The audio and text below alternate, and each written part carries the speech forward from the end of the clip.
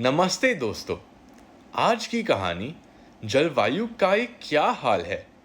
मैं नहीं सुना रहा। आपको ये कहानी सुनने के लिए मैंने कहानी की लेखक मिस बीजल वचराजानी को इनवाइट किया है। उन्होंने बड़े ही मज़ेदार तरीके से कहानी सुनाई है। ऐसे मौके सीधे लेखक से ही सुनने को कभी कभी ही मिलते हैं। थैंक यू मिस बीजल कि आप गेट सेट रीड के लिए अपना समय दे रहे हो। तो आइए सुने इनसे कहानी।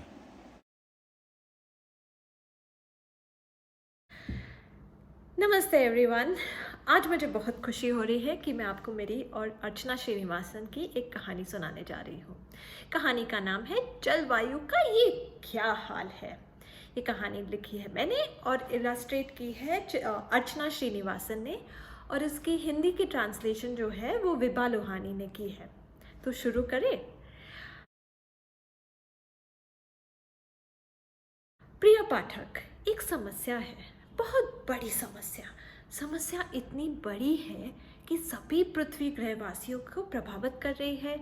ये समस्या है जलवायु परिवर्तन की। हमारी जलवायु बदल रही है क्योंकि हम वातावरण से बहुत अधिक ग्रीन हाउस गैसेस और अन्य प्रदूषकों की मात्रा तेजी से बढ़ा रहे हैं।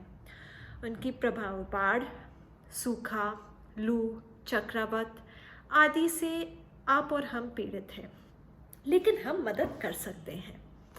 पेड़ों को बचाकर, उपभोग कम करके, चीज़ों को दोबारा इस्तेमाल करके, पुनः चित्रकार के, हानिकारक वस्तुओं को प्रतिबंध करके, हम सभी जीवों का सम्मान करते हुए और पर्यावरण की सुरक्षा से के भरपूर कदम उठाकर पर्यावरण बचाने में मदद कर सकते हैं।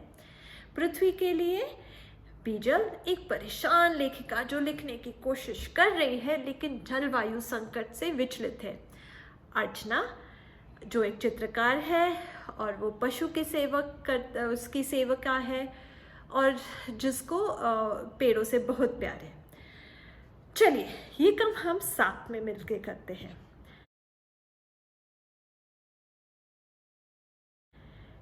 प्रिय पेंगुइन, ये मौसम कैसा है?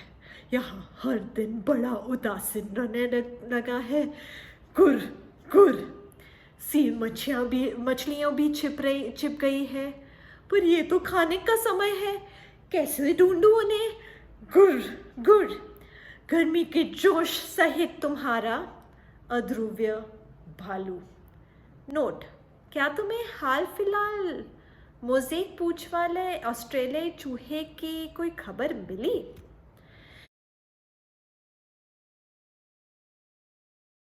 प्रिय अध्रुव्य भालू, ये मौसम बड़ी ही गर्मी है, मौसम बड़ा ही ज्यादा गर्म है। इतनी गर्मी मुझसे सहन नहीं होती। गर्मी मुझसे बिल्कुल सहन नहीं होती। मैं फड़फड़ा रही हूँ, हम फड़फड़ा रहे हैं, फड़फड़ा रहे हैं। मछलियाँ तैरकर दूर चली गई है, दूर दूर दूर, बहुत दूर। मैं भी चली उन्हें खोजने। तपती गर्मी के जोश में तुम्हारी पेंगुइन। नोट: क्या कहा? वो चूहा? नहीं, उसकी कोई खबर नहीं आई, पता लगाती हूँ। हेलो।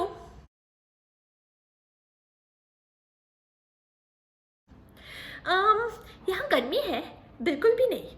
क्या तुम यहाँ आना चाहोगे? ठर उड़ने के लिए बहुत ठंडा है यहाँ, पर तुम्हें परेशानी नहीं होगी पेंगुइन, तुम तो उड़ती नहीं हो। सही कहा मैंने, है ना? ढेर सारा प्यार, तुम्हारी उड़ने वाली अभी ठिठुरी हुई गिलहरी। नोट: और हाँ, इधर हमने मोज़ेक टेल वाले चूहे को की चू भी नहीं सुनी।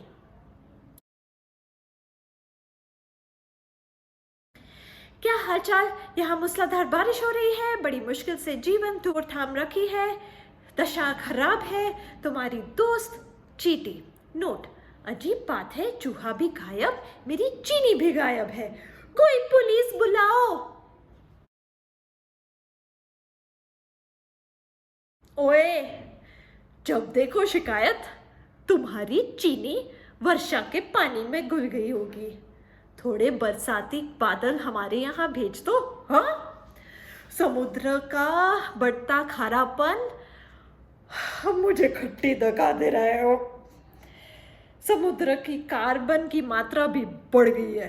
हाँ, गर्मी बढ़ने से पहले मुझे अपने लिए खाली शंख वाला शंखोल ढूंढना होगा।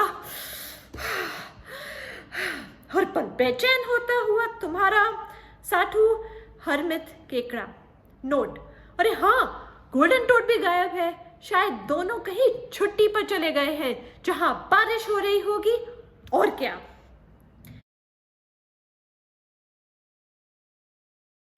खू खू मैं बहुत असमंजस में हूँ। यहाँ पानी ही है कम और उससे भी कम है पेड़। तो बीज मुश्किल से ही मिल पाता है।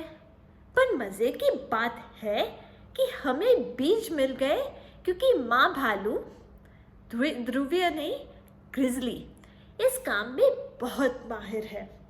और जब मैं इतना खा चुका हूँ कि मेरी तोंद एक गेंद जैसे निकल आई है, फिर बर्फ गिरने लगी। यूं तो जब बर्फ गिरती है मैं अपने परिवार के साथ गुफा में गहरी नींद में सोया रहता हूँ, लेकिन इस बार बर्फ जल्दी गिरने लगी। हम गुफा में शीत निंदा के लिए भागे, पर पेट तो भरा नहीं था, इससे हम वापस खाने बाहर आ गए। अब मेरा पेट खराब है और मैं उलझन में हूँ। शीत निंद्रा के लिए जाऊं या ना जाऊं, परेशान और भूख से हैरान। तुम्हारा भालू, ध्रुवीय नहीं ग्रिजली। नोट, शीत निंद्रा से जागने पर मैं टोड और चूहे को ढूंढने में मदद करूंगा। अभी सोने जा रहा हूं।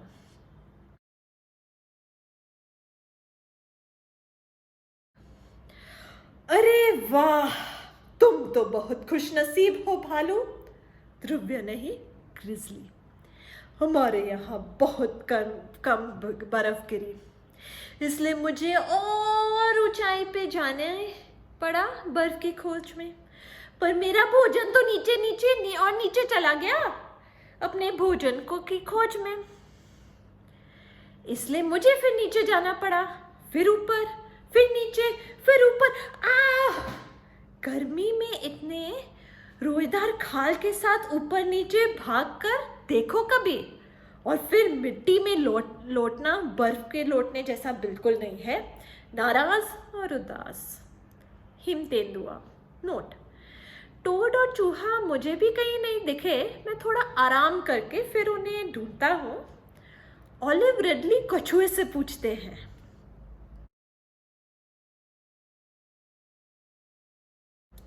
जंगल में आग, डर से हम भागे, धुएं से भरे, छटपटे भूखे दानव की तरह आग पीछे पीछे।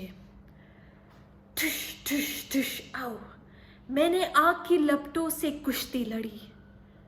चले पंजे, अब लिख नहीं पा रहा हूं। हरे उदासी हिम तेंदुए, माफ करना, आज कविता नहीं लिख पा रहा। स्वयंभू कवि कंगारू। नोट, अरे रुको, कोआला भालू को कहना है कि ऑलिव।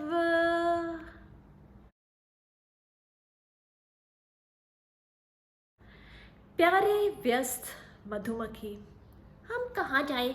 झील की पानी यहाँ भी खारा, झील का पानी वहाँ भी खारा, हर जगह झील का पानी है खारा। कहीं मीठे पानी वाला तालाब ढूंढने में चले। मन में प्रार्थना और उम्मीद लिए उड़ रही नॉर्दर्न पिनटेल बतख। नोट, क्या ऑलिव रिडली कछुए किसी और समुद्री तट पर जाने लगे हैं? मेरे मित्र ऑलिव रिडली ने मेरे खतों का जवाब देना बंद कर दिया है। माफ करना, चूहे और टोन से मेरी जान पहचान नहीं है।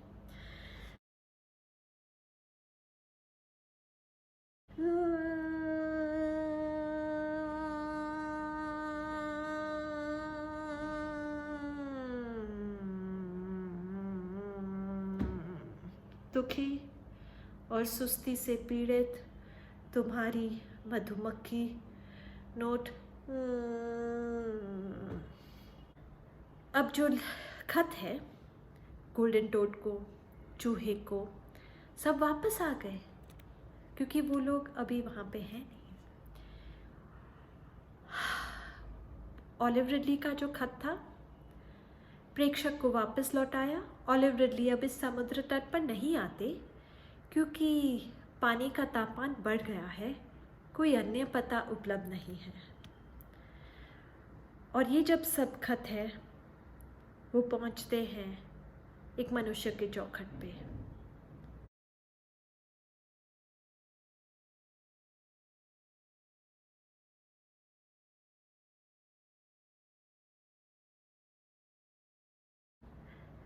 अब आप भी एक खत लिखिए।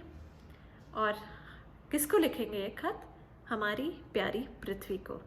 और वो खत ज़रूर लिखिएगा और हमें भी बताइएगा। शुक्रिया।